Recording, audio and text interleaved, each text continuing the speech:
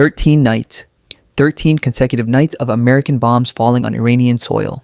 And tonight, as the smoke rises over Tehran for the 13th time, the President of the United States stood in the Oval Office and said something that should stop every one of us cold. He said he could make it a heavier dose. Not de-escalate, not pull back, heavier. Tonight, we're going to walk through exactly what happened in the last 24 hours. The escalation nobody saw coming, the new front exploding in the Red Sea, and why the next 72 hours could decide whether this war stays contained or swallows the entire region. Stay with me, this one matters. Welcome back to Alex on World Affairs, where we cut through the noise and the propaganda to show you what's actually happening. A quick, honest note before we begin. Everything you're about to hear is commentary and analysis built from public reporting. Where a claim comes from a government, I'll tell you.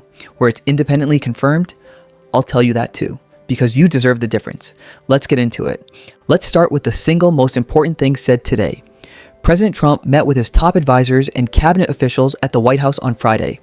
The subject of that meeting, according to a source who spoke to CNN, was a potential escalation of the war with Iran. And here's what he told reporters afterward. And I want you to hear the exact framing, because the wording matters. He said there's a military exit where we just keep going just the way we are, and we can even make it a heavier dose, and it's knocking out everything. A heavier dose, knocking out everything.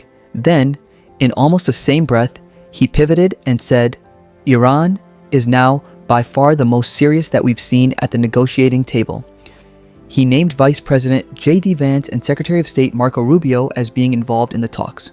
So which is it? Escalation or a deal? And the honest answer, the one the headlines won't give you, is that right now, it's both at once.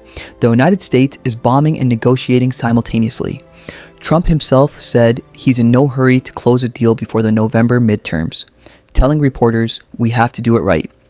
Sit with that for a second. The most powerful military on earth is running two completely opposite strategies at the same time, and the president is openly saying he's willing to let it ride for months. Now, let's talk about the bombing itself, because the scale here is staggering. As of Friday local time, U.S. Central Command, CENTCOM, has now carried out 13 consecutive nights of airstrikes on Iran. 13.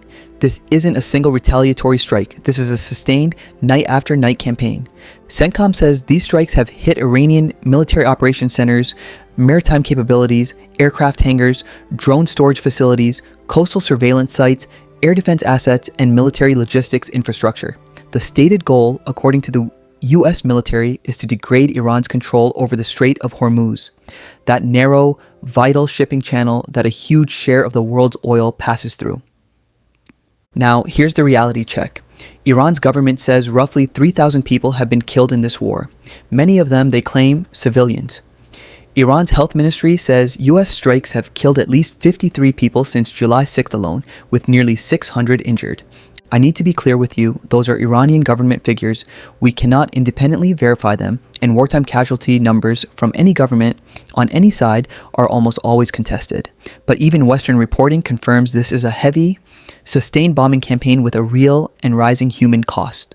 The truth is somewhere in the fog, and honesty means admitting that fog exists. And there's one story from this war I can't skip past, because it's the kind of thing that gets buried under the missile counts and the oil prices. Back on February 28th, the opening hours of this war, a strike hit a girls' school in Mandeb, in southern Iran.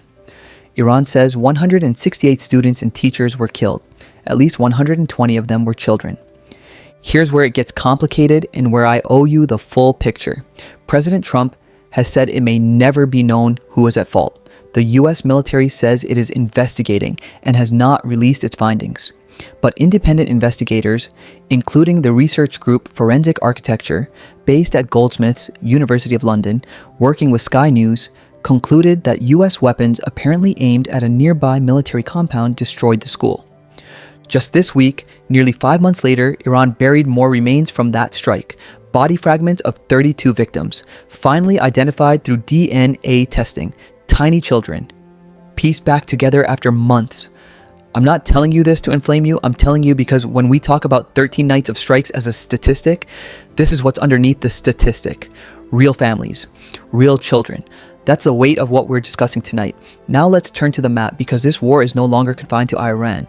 On Friday, a Saudi vessel was attacked in the Red Sea. Saudi Arabia's transport authority says the ship sustained minor hull damage, the crew was safe, and it continued on to its destination. Who did it? Yemen's Houthi rebels, an Iran-backed group that is a key part of what Iran calls its axis of resistance.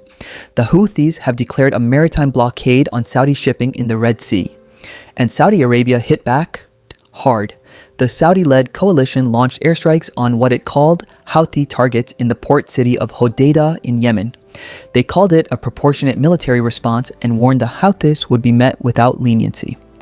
The Houthi-affiliated network says a worker at a telecommunications building was injured in that strike. Here's why this matters so much. There are now two critical waterways in play. The Strait of Hormuz in the Persian Gulf, effectively closed by Iran since the war began. And now, the Bab el-Mandeb and the Red Sea, where the Houthis are threatening Saudi oil exports. These two choke points control an enormous slice of the world's energy, and they are both, right now, war zones. So what does that do to the global economy? Everything. Earlier this week, oil topped $100 a barrel for the first time in 2 months. As of Friday, it had dipped back below 100, but that number is now swinging wildly with every headline out of the Gulf. In the United States, average gas prices are sitting well over $4 a gallon. And this is the part that reaches every single person watching, no matter where you are, because a war over two distant waterways doesn't stay distant. It shows up at your gas pump. It shows up in your grocery bill. It shows up in the cost of shipping every product that moves by sea. Inside Iran itself, state media reports food prices are skyrocketing under the weight of the war. And here at home, Defense Secretary Pete Hegseth told lawmakers this war has already cost $37.5 billion. $37.5 billion, and sources tell CBS the true figure may be even higher. The administration is now asking Congress for billions more. 13 nights, $37 billion, and no clear end in sight. And it's not just money, it's American lives. Earlier this week, Iranian strikes killed U.S. service members at a base in Jordan and in Iraq. Reporting placed the number of U.S. troops killed in this war at 18. President Trump attended a dignified transfer this week, standing on the tarmac as the flag-draped remains of 4 soldiers came home. Now, here's a detail that raises real questions. The Pentagon's public casualty tracker showed what officials called anomalies. 4 deaths and dozens of injuries briefly disappeared from the official totals, which the Defense Department blamed on a data disruption. Days later, reporting says the tracker still hadn't been fully corrected. I'm not going to tell you what that means because I genuinely don't know and I won't pretend to, but it's the kind of thing worth keeping an eye on when the official numbers in a war start moving in ways nobody can fully explain. Meanwhile, there's growing unease even inside the administration about something very practical, whether America can keep this up. Reporting suggests the U.S. defense industrial base can't produce interceptors and precision-guided weapons fast enough to replace what's being burned through in this war. You can't fight a 13-night and counting campaign forever if you can't refill the magazine. And that unease is showing up in Washington. This week, the House of Representatives voted to direct President Trump to end the war with Iran, with 4 Republicans crossing the aisle to join Democrats in rebuking the president over his handling of the conflict. A similar effort stalled in the Senate, so the political ground is shifting, even within Trump's own party. That's significant, because a war that started with broad backing is now generating open dissent in Congress, while the president talks about a heavier dose. On the diplomatic track, there are flickers of movement. Reporting from Reuters suggests Washington and Tehran may be inching toward a one-page memorandum to end the fighting, while deliberately leaving the hardest issue, Iran's nuclear program, for later. An earlier U.S. ceasefire offer, reportedly carried to Tehran by the Prime Minister of Iraq, was rejected. But talks, according to Trump, are ongoing right now. So let's do what we always do on this channel. Let's separate what we know from what we're being told. What's confirmed by independent reporting. 13 straight nights of U.S. strikes. American service members killed. A Saudi vessel attacked in the Red Sea and Saudi retaliation in Yemen. Oil crossing and recrossing $100 a barrel. A $37 billion price tag. A House vote rebuking the president.